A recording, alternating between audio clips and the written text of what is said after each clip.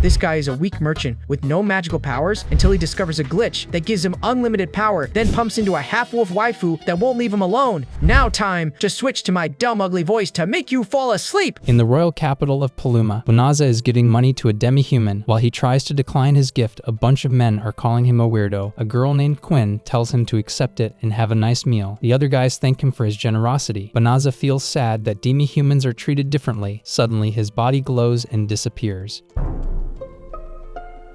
He's summoned as a hero in another world and wonders what's happening. A priest tells him he was summoned to defeat the Dark Army. They bring a magical orb to measure his power. In exchange to being a level 1, he receives divine blessings, which gives him a stats window. Suddenly, they realize Banaza didn't receive his divine skill. On the other side, someone possessed a legendary power. Everyone comes to him, and Banaza is ignored. The blondie smugs, knowing Banaza is no match for him. The king meets the blondie and names him their hero, while Banaza is by himself, wondering about the new world he's in and how to get back. He's shoved into a carriage where he remembers the king's advisor saying he cannot go back to his world and he has to live in the forest for the rest of his life in secret. He asks the driver if he's a slave like in his world. He laughs and says, "No, I am just a waggy and a kegi just like you watching. Now put the fries in the bag, lil bro." Then the driver closes his window after yapping so much. After 20 days they reach the forest. The driver hands him an infinite bag that has food and money. He warns Banaza the Dark Army is maybe lurking in the area and to get out fast. Banaza checks his bag and pulls out a sword. Suddenly slimes attack him and he slices them all, then boom, the sword is broken. He really got a sword from Temu. He levels up to level 2. They did the thing, it's in the anime title, haha laugh now lemao. He realizes all of his stats are infinite. That really looks like a cheat skill. Okay, let's move on. He now has the ability to enable his text-to-speech waifu to make him feel less like a loser and more like a weave, so the same thing. Windows open up all around him, just like pop-up ads for free V-Bucks. Turns out the bag had an air tag for monsters to attack him. He then disables it. He goes into the forest to find a safe place before the storm ring closes in Limao. The voice in his head tells him he can't get in because it's dangerous. Asking him if he wants to purify the forest, he said yes. A huge magic circle appears and purifies the whole area, and he levels up like a lot, which surprises him. The princess tells the king it's cruel to banish Banaza to his death for their mistake at the forest where the Dark Army is rumored to have a base there. Magician comes in and says the highest purification magic was just used. The king thinks it's the blondie, but it's actually in the forest. Banaza is now level 367. He's surprised and doesn't know the infinity sign. What a dummy. He wonders about his magic level and it's already restored. The window tells him he can shapeshift, so he turns himself to a woman and holy moly. She purify on my forest till I level up, and he's back again with a different face. What a shame. He teleports to the royal capital. Then he tries to teleport back to his own world and it doesn't work. He searches for the Adventurers Guild, then teleports to it. An elf is explaining how the guild works to him. He then registers under a new name, Fleo. He's looking for quests. He then sees a little girl asking adventurers to go with her to the forest, and they refuse because of the Dark Army. Fleo feels bad and says he can take her there with teleportation magic, which surprises everyone. A royal knight named Balarosa tells him to get away from the little girl because she doesn't believe he can teleport and thinks he's trying to kidnap her. Fleo tries to clear his name and invites the party to come with him. They end up in an alleyway and Balarosa warns him she's gonna beat him up if he's tricking her. He then teleports all of them. Everyone in the party is shocked and Balarosa apologizes for being rude. The little girl is surprised the corruption in the forest is now gone. Fleo was about to say why, but the window stops him because she's a demon and the parties point their weapons at her. The little girl reveals her true self to be a giant furry. Fenris, the younger sister of the Infernal Four. She weakens the whole party except Fleo, which impresses the furry. She goes to attack Balarosa and Fleo saves her. Then he teleports the party back to the capital and faces Fenris alone, trying every skill he has. Fenris comes to attack him. He dodges it and blocks another with a wall. He then casts a gravitational skill that pins her down, unable to move. The window suggests to cast a subjugation skill multiple times and he refuses. Fenris tries to escape, but all of her magic is negated until she ran out of magic and surrendered. Having shame, Fenris asks Fleo to kill her and he refuses. Fleo stops the spell and Fenris is surprised because she's a demon and Fleo is a human. Fleo says he doesn't discriminate and doesn't want to kill someone who surrendered, which is based. Fenris calls him naive and changes into a human and Fleo is embarrassed just cause she's naked. He covers her and says he will let her go if she doesn't attack humans anymore. Fleo looks in his bag for clothes and Fenris collapses from exhaustion. After some time, Fleo checks on his stats, not knowing how powerful he is. Fenris wakes up and is amazed how powerful Fleo is even though he's a human. She asks him if he used healing magic on her and he says yes. Fenris swears to never fight humans again and wants to be his slave and calls him master. He feels uncomfortable and says he doesn't want to own people. She says if she can't be with him, she's gonna game end herself, which forces him to have her as a companion. Fleo then tells Fenris his story and shows her his actual face, and he has to look different for his safety from the kingdom, telling her following him is going to be dangerous. But she doesn't mind cause her people always follow their master wherever they go for the rest of their life. The king is asking the blondie about his failure in battle, and the blondie blames the soldier for his mistakes as a leader skill issue. He says the king should be grateful he tries his best, but it turns out he was an absolute coward who stayed in the backline, and he was the first to run away from battle. The blondie is pissed he couldn't improve his skills after training for a month. Then his servant meets him, and he takes her to enjoy themselves with the kingdom's money. Basically your average politician. Fleo and Fenris are in the city going to the Adventurers Guild to earn some money. A shopkeeper calls Fenris Mrs. She doesn't know what it means. Fleo says he thinks they're married, and it's a good idea to pretend to avoid suspicion. She really likes the idea and calls him darling, which embarrasses him. Fenris is amazed at the necklace they use for information. Fleo says he has one too, and she's happy they have a matching item, similar to what her people do by sharing a bone. The elf asks Fenris about her name, and she was about to reveal it until Fleo cuts her off and says her name is Riz. Fleo tells her to live as a human, to not reveal her true identity. Suddenly, an urgent quest asking the adventurers to defeat a large group psycho bears who are heading towards the city. The reward for each bear is multiplied by 10. Fleo thinks it's too dangerous to take it, while Riz tells him he can defeat him instantly. He refuses. Then Riz says she's gonna do it herself to prove how strong Fleo is because he defeated her. They teleport to the location and see the vacant house the guild rented to them. Riz tells him she can handle psycho bears easily alone, but Fleo can't do that. Riz is happy he's with her. They hear a scream nearby and see the party of Balarosa again surrounded by psycho bears. Riz calls them weaklings. One of them tries to attack, but she's knocked out. The bear attacks her, but she's saved by Fleo. Then another attacks the witch and Riz stomps on it. Balarosa thanks them for saving their life. Balarosa is glad he survived fighting the monster and Riz is pissed. Fleo introduces her as his companion and Riz is sad he didn't say she's his wife. Out of nowhere, a huge bear behind Riz is about to attack and Riz gives it a killer stare. The bear falls to the ground and surrenders. Riz says to take it as a pet and the party is shocked. Fleo casts a restriction spell and changes its shape to a rabbit so they can take it with them. The party is speechless that they could tame such a huge bear. The party introduces themselves: Balarosa, Blossom, Bilary, and Balano. Balarosa asks Fleo if he can teach them how to fight since the blondie coward locked himself in his room. Like you watching this right now, go touch some grass. Because no one is strong enough to defeat the Dark Army, Fleo thinks he can't teach anyone. Riz thinks they're trying to get close to Fleo. He immediately introduces Riz as his wife and the party is shocked. Riz suddenly agrees with the idea of training the party. She really liked him calling her his wife. Fleo thinks about and agrees to train them. The party is super happy to start training and they're embarrassed to ask Fleo to stay in a room. Riz agrees since she can share a bed with Fleo. Meanwhile, at the Dark Castle, Eulaminas tells the Demon Lord it wasn't a team of mages, but one person who purified the whole forest. The Demon Lord is surprised and orders Eulaminas to capture them. The next day, Fleo wakes up surprised of Riz staring at him. Flashback to last night, Riz invites Fleo to bed. He says he can't do this and she thinks he hates her. Fleo says they have to take their time in the relationship and Riz is disappointed. He fumbled the bag. He says he's going to sleep in the hallway. Riz says that's gonna make the party suspect the relationship and that's why they sleep in the same room. Riz lifts up his shirt to change. Balarosa walks in and immediately leaves. Balarosa is facing a giant boar. It launches at her and she runs away. Blossom tries to attack and misses. Riz tells Balano to use her defensive magic. Fleo tells Bilary to attack, which does nothing.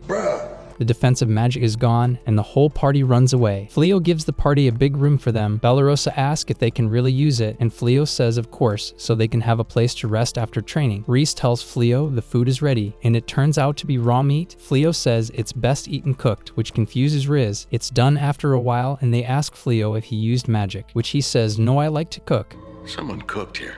Riz is pissed cause Bellirosa helped him and everyone likes the food. Riz can't believe they like vegetables since it's for weak animals. Riz tries salad, the meat, and she's surprised at its complex flavor. Fleo says Bellirosa cooked the meat and Riz is jealous. She thanked her and promised to cook next time as a thanks. At the Adventurers Guild, everyone is surprised they can hunt so many boars. Riz asks Fleo if she can go around the town. Fleo agrees, and someone named Leolith asks to have a talk with Fleo. Riz plans to learn how to cook. Leolith talks about how famous he is and invites him to work under the hero as an honorary knight. Fleo thinks about it. Leolith tells him it's a once-in-a-lifetime chance. Fleo refuses since he doesn't want to fight the demons. Riz meets Fleo in a messy state.